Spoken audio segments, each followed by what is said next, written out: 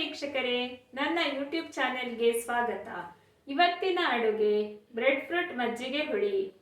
ತುಂಬ ಜನರಿಗೆ bread fruit ಹೇಗೆ ಇರುತ್ತದೆ ಅನ್ನುವುದೇ ಗೊತ್ತಿಲ್ಲ. ಅದಕ್ಕೆ ಫೋಟೋ ಹಾಕ್ತಾ ಇದ್ದೀನಿ, ನೋಡ್ಕೊಂಡು ಬನ್ನಿ.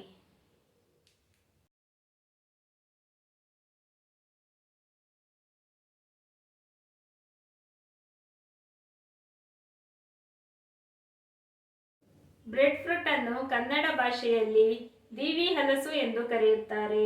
ತುಳುವಿನಲ್ಲಿ ಜೀಗುಜ್ಜೆ ಎಂದು ಕರೆಯುತ್ತಾರೆ. ಈ ಕಾಯಿಯನ್ನು ಹೆಚ್ಚಾಗಿ ಮಲೆನಾಡು ಹಾಗೂ ಕರಾವಳಿ ಪ್ರದೇಶಗಳಲ್ಲಿ ಬೆಳೆಯುತ್ತಾರೆ. ಈ ಕಾಯಿ ಬೆಂಗಳೂರಿನಲ್ಲಿ ಮಂಗಳೂರು ಸ್ಟೋರ್ನಲ್ಲಿ ಲಭ್ಯವಿರುತ್ತದೆ ಹಾಗೂ ಮಂಗಳೂರಿನಲ್ಲಿ ಲೋಕಲ್ ತರಕಾರಿ ಅಂಗಡಿ ಹಾಗೂ ಸಂತೆಯಲ್ಲಿ ಲಭ್ಯವಿರುತ್ತದೆ. ಈ ಕಾಯಿಯನ್ನು ಚೆನ್ನಾಗಿ ಗಟ್ಟಿ ಕಾಯಿ ಇರುವಾಗನೇ ಉಪಯೋಗಿಸಿಕೊಳ್ಳಬೇಕು. ಸಪೋಸ್ ಇದು ಹಣ್ಣಾದರೆ ರುಚಿಕರವಾಗಿರುವುದಿಲ್ಲ. ಇದು ಸೀಸನ್ ಅಲ್ಲಿ ಮಾತ್ರ ಸಿಗುತ್ತದೆ. ಸೀಸನ್ ಫೆಬ್ರವರಿಯಿಂದ ಸೆಪ್ಟೆಂಬರ್ ತಿಂಗಳಿನವರೆಗೆ. ನಾವು ಈಗ ಬ್ರೆಡ್ ಫ್ರೂಟ್ ಮಜ್ಜಿಗೆ ಹುಳಿ ಹೇಗೆ ಮಾಡುವುದು ಎಂದು ತಿಳಿದುಕೊಳ್ಳೋಣ. ಇದಕ್ಕೆ ಮುಖ್ಯವಾಗಿ 3 ಸಾಮಗ್ರಿಗಳು ಬೇಕಾಗಿರುವುದು: ಬ್ರೆಡ್ ಫ್ರೂಟ್, ಮಜ್ಜಿಗೆ ಅಥವಾ ಮೊಸರು, ತೆಂಗಿನಕಾಯಿ ತುರಿ. ಈಗ ನಾನು ಒಂದು ಮೆಟ್ಟು ಕತ್ತಿ ತೆಗೆದುಕೊಂಡು ಬ್ರೆಡ್ ಫ್ರೂಟ್ ಸಿಪ್ಪೆ ತೆಗೆದು ದೊಡ್ಡದಾದ ಹೋಳುಗಳಾಗಿ ಕತ್ತರಿಸಿಕೊಳ್ಳುತ್ತಾ ಇದ್ದೇನೆ. ಈ ಬ್ರೆಡ್ ಫ್ರೂಟನ್ನು ಕಟ್ ಮಾಡಲು ದೊಡ್ಡ ತರಕಾರಿ ಚಾಕು ಅಥವಾ ಮೆಟ್ಟು ಕತ್ತಿಯನ್ನು ಉಪಯೋಗಿಸಿಕೊಳ್ಳಬೇಕು. ಯಾಕೆಂದರೆ ಬ್ರೆಡ್ ಫ್ರೂಟ್ ತುಂಬ ಗಟ್ಟಿಯಾದ ತರಕಾರಿ. ಇದನ್ನು ನೀರಿನಲ್ಲಿ ಹಾಕಿಕೊಳ್ಳಬೇಕು. ಈ ಹೋಳುಗಳನ್ನು. ಬ್ರೆಡ್ ಫ್ರೂಟ್ನಲ್ಲಿ ಸ್ವಲ್ಪ ಮೇಣದ ಅಂಶ ಇರುತ್ತದೆ. ಅದಕ್ಕೆ ಈ ಹೋಳುಗಳನ್ನು ಚೆನ್ನಾಗಿ ನೀರಿನಲ್ಲಿ ತೊಳೆದುಕೊಳ್ಳಬೇಕು. ನೋಡಿ ನಾನು ಹೇಗೆ ತರಕಾರಿ ಕಟ್ ಮಾಡಿದ್ದೇನೆ ಅಂತ. ಹೋಳುಗಳನ್ನು ಸ್ವಲ್ಪ ದೊಡ್ಡದಾಗಿ ಕಟ್ ಮಾಡಿಕೊಳ್ಳಿ.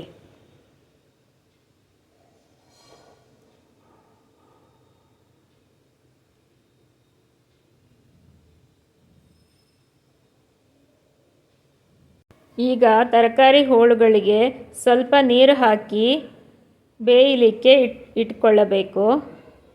ರುಚಿಗೆ ತಕ್ಕಷ್ಟು ಉಪ್ಪನ್ನು ಹಾಕಿಕೊಳ್ಳಿ.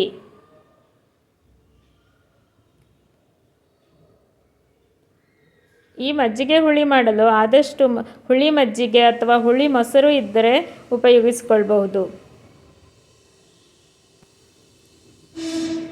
ಈಗ ನಾನು ಸ್ವಲ್ಪವೇ ಸ್ವಲ್ಪ ಹುಣಸೆಹಣ್ಣು ಹಾಕೋತಾ ಇದ್ದೀನಿ. ನಿಮ್ಮ ಹತ್ರ ಹುಳಿ ಮಜ್ಜಿಗೆ ಇದ್ದರೆ ಮೇಲ್ಗಡೆ ನೀರು ಸ್ವಲ್ಪ ಹಾಕೋಬಹುದು, ಹುಳಿ ನೀರು. ಈ ಹುಳಿ ಹಾಕೋದು ಯಾಕೆ ಅಂದರೆ ದೀವಿ ಹಲಸು ಭಾಗ ತುಂಬ ಬೇಗನೆ ಬೆಂದು ಹೋಗಿ ಕರಡಿ ಹೋಗುತ್ತೆ. ನಾವು ಹುಳಿ ಹಾಕಿದರೆ ಶೇಪ್ ಹಾಗೇ ಇರುತ್ತೆ. ಅದಕ್ಕೋಸ್ಕರ ಹುಳಿ ಹಾಕೋತಾ ಇದ್ದೀವಿ. ಈಗ ಒಂದು ಮಿಕ್ಸಿ ಜಾರ್ ತೆಗೆದುಕೊಂಡು 1 ಕಪ್ ಫ್ರೆಶ್ ತೆಂಗಿನಕಾಯಿ ತುರಿನ ಹಾಕ್ಕೊಳ್ತಾ ಇದ್ದೀನಿ. ಆದಷ್ಟು ಮಜ್ಜಿಗೆ ಹುಳಿ ಮಾಡಲು ಫ್ರೆಶ್ ತೆಂಗಿನಕಾಯಿ, ಹಸಿ ತೆಂಗಿನಕಾಯಿ ತೆಗೆದುಕೊಳ್ಳಬೇಕು. ಆಗ ಮಜ್ಜಿಗೆ ಹುಳಿ ತುಂಬ ಚೆನ್ನಾಗಿ ಬರುತ್ತದೆ. ಈ ಮಜ್ಜಿಗೆ ಹುಳಿ ಕೆಲವರು ತುಂಬ ಸಪ್ಪೆಯಾಗಿ ಮಾಡುತ್ತಾರೆ. ಸಪ್ಪೆ ಬೇಕು ಅಂದರೆ ಹಸಿಮೆಣಸು ಹಾಕೋದು ಬೇಡ. ಸ್ವಲ್ಪ ಖಾರ ಬೇಕು ಅಂದರೆ 1 ಹಸಿಮೆಣಸಿನಕಾಯಿ ಹಾಕ್ಕೊಳ್ಳಬಹುದು. ನಾನು ಇಲ್ಲಿ 1 ಹಸಿಮೆಣಸಿನಕಾಯಿ ಹಾಕ್ಕೊಳ್ತಾ ಇದ್ದೀನಿ.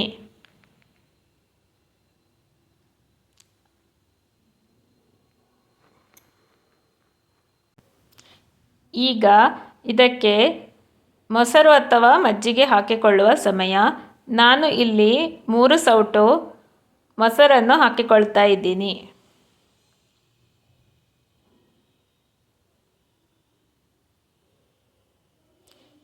ಈಗ ಮಿಕ್ಸಿ ಲಿಡ್ ಕ್ಲೋಸ್ ಮಾಡಿ ನುಣ್ಣಗೆ ರುಬ್ಬಿಕೊಂಡು ಬರಬೇಕು. ರುಬ್ಬಿದ ಮಿಶ್ರಣ ಹೀಗೆ ನೈಸಾಗಿ ಬರಬೇಕು. ಈಗ ಬೇಯಿಸಿದ ತರಕಾರಿಗೆ ರುಬ್ಬಿದ ಮಿಶ್ರಣವನ್ನು ಸೇರಿಸುವ ಸಮಯ. ನಾನು ಈಗ ರುಬ್ಬಿದ ತೆಂಗಿನಕಾಯಿ ಮಿಶ್ರಣವನ್ನು ಸೇರಿಸಿಕೊಳ್ಳುತ್ತಾ ಇದ್ದೇನೆ. ಮಿಶ್ರಣವನ್ನು ಹಾಕಿ ಉಪ್ಪು ಕಡಿಮೆ ಇದ್ದರೆ ಉಪ್ಪನ್ನು ಸೇರಿಸಿಕೊಳ್ಳಿ. ಕರಿಬೇವಿನ ಸೊಪ್ಪನ್ನು ಸೇರಿಸಿಕೊಳ್ಳಿ. ಚೆನ್ನಾಗಿ ಮಿಕ್ಸ್ ಮಾಡಿ ಒಂದು ಕುದಿ ಬರುವ ತನಕ ಕುದಿಸಿಕೊಳ್ಳಬೇಕು. ಒಂದು ಕುದಿ ಬಂದ ತಕ್ಷಣ ಗ್ಯಾಸನ್ನು ಆಫ್ ಮಾಡಿಕೊಳ್ಳಬೇಕು. ಮಜ್ಜಿಗೆ ಹುಳಿಯನ್ನು ತುಂಬ ಕುದಿಸುವುದು ಬೇಡ.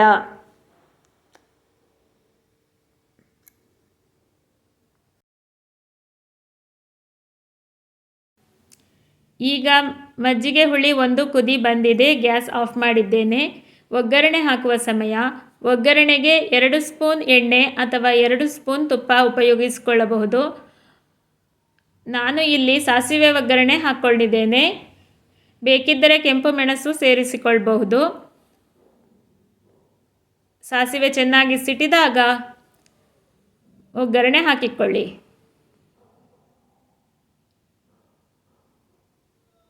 ಘಮ ಘಮ ಮಜ್ಜಿಗೆ ಹುಳಿ ರೆಡಿಯಾಗಿದೆ. ಈ ರೆಸಿಪಿ ಇಷ್ಟವಾಗಿದ್ದಲ್ಲಿ ನೀವು ಟ್ರೈ ಮಾಡಿ, ಎಂಜಾಯ್ ಮಾಡಿ. ಅನ್ನದ ಜೊತೆ ತುಂಬ ಚೆನ್ನಾಗಿರುತ್ತದೆ.